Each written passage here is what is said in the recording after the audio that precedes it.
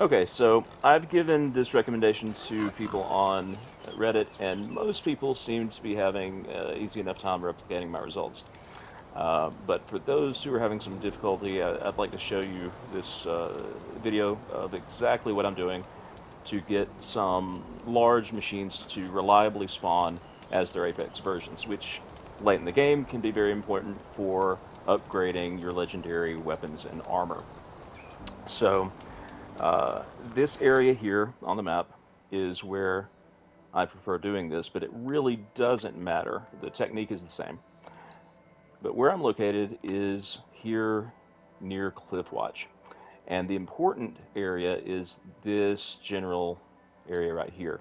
There is a campfire on the mountain just to the southeast of Cliffwatch. Also, there's the hunting goods area just over there. But there's this campfire just up the mountain, and then there's a shelter down here below, which you can glide down to from this campfire. So what I'm going to be doing for this run is I'm going to be advancing time to night at this shelter, fast traveling up to this campfire, and then from here I have several options. I'm going to be coming up to the ridge line here and following this ridge line down around to this valley, which is an unmarked Stormbird and Dreadwing site.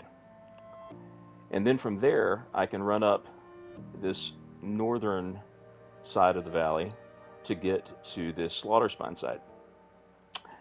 And from there, I generally run back around the trail to the campfire. And I can, if I need some Thunderjaw parts, I can go down here to the Thunderjaw site, but generally, I'll just fast travel from this campfire to maybe this campfire over here where there's a Trimmer Tusk, or really anywhere else on the map. But let me show you exactly how this is done if you want to do this. All right, so first, I just progress time to night.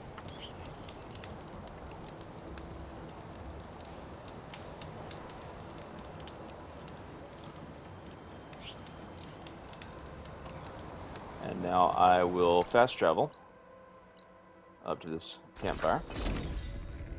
And again, the shelter location doesn't matter. I don't think fast travel advances time, so you can use any shelter and fast travel out from there.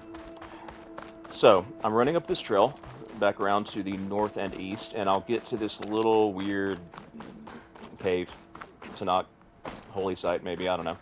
Once you run around this corner, if you look up on the cliff, you'll see that blue mural up there. So head on up to that,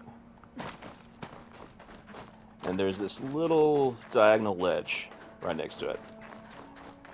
And you can use that to bunny hop up to this trail here. And that will bring you to the ridgeline of these mountains. And you're going to be on the west side of the ridgeline where it's all nice and snowy. If we run around here, stay close to the ridgeline. Be careful not to fall off to the left because it is just a sheer drop, possibly down into a slaughter spawn site. But if we continue running around the ridgeline here, we'll eventually get to an area where instead of deep snow, there's rubble on the ground. And if we look out to the left, we can see that Stormbird flying around. Now there's an area just over here that also has rubble on the ground. That is a great place to engage the Stormbird, which you probably want to do because if you notice down below in the valley, there is a Dreadwing. Now, if you come here at night, both of these are going to spawn as Apex versions. Let me see if I can get the Dreadwing.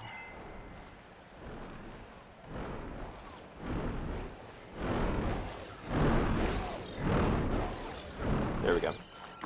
So you saw very briefly there, that is an Apex Dreadwing.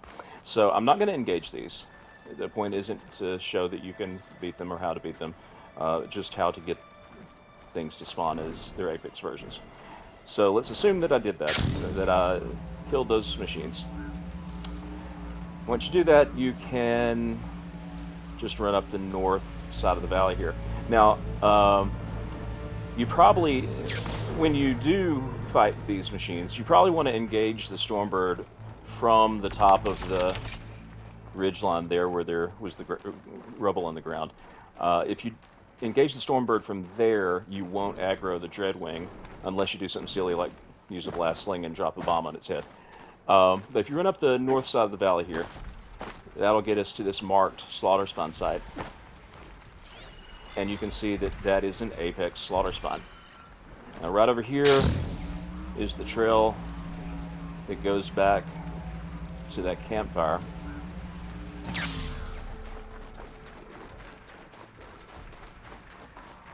Again, I'm not engaging the slaughter spawn. That's not the point of the video.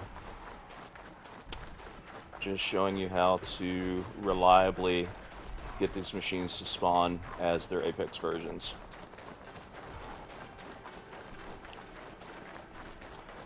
So I'll just follow the trail here, back up around this weird little snot cave.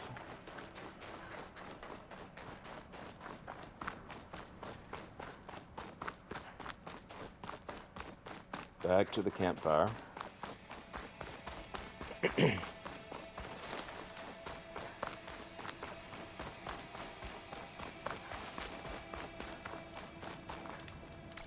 And now I could, if I wanted to, go down to this Thunderjaw site. I personally don't like doing this because it's annoying to get from here to a campfire. There is the shelter that we started out at over here, but you have to kind of do some climbing and gliding to get back to that. Normally, if I want to fight a Thunderjaw, I'll use the site over here. It is not too far from this shelter.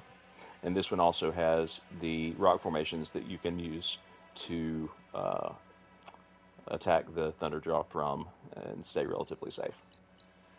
But instead, I am going to fast travel to this campfire very near where I am currently. That is just south of a Tremor Tusk site.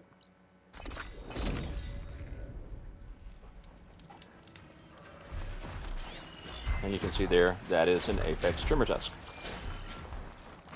And we can fast travel anywhere we want. We have a window of a few hours from night where you can pretty reliably get the Apex machines to spawn.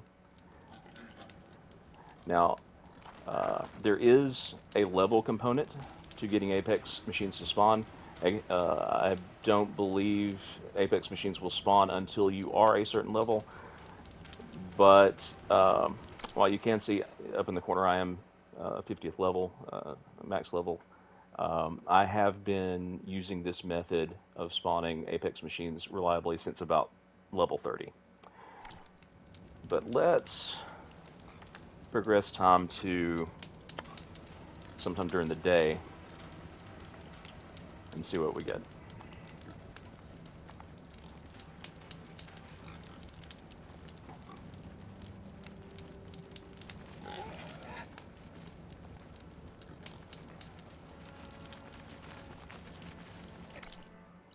And I'll just go back to that Tremor Tusk site.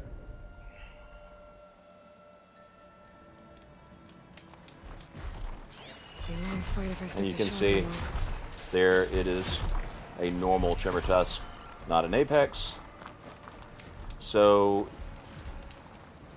yeah, if you go to a shelter, if you are of a level high enough that Apex machines will spawn, and you go to a shelter, progress the time to night, then go to any machine site.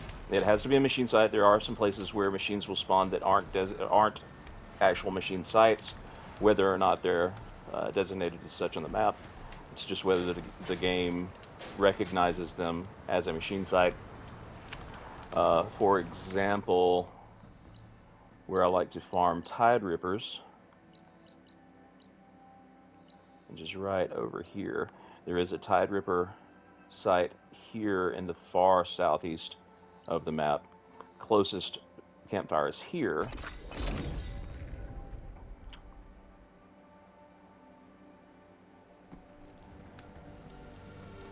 But rather than going all the way over into the corner over there where that tide ripper site is, if we just turn to the south and walk into these trees, there is a tide ripper patrolling the river in this area over here. You could just see its head pop up over there. It'll be swimming around this area in just a minute.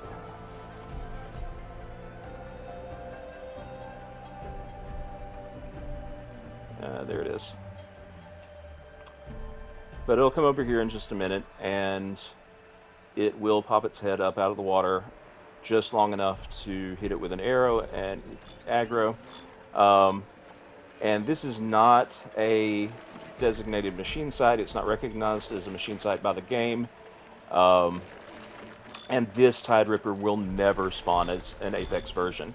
Um, if you do engage the Tide Ripper here, there's just enough of a cliff that the only attack you need to be concerned about is its Purge Water Spray, which will usually hit the ground at your feet. As long as you fight it from here, it will not be able to come up on land to attack you. So I like to farm Tide Ripper fins here, but you'll never be able to get that to spawn as an Apex version.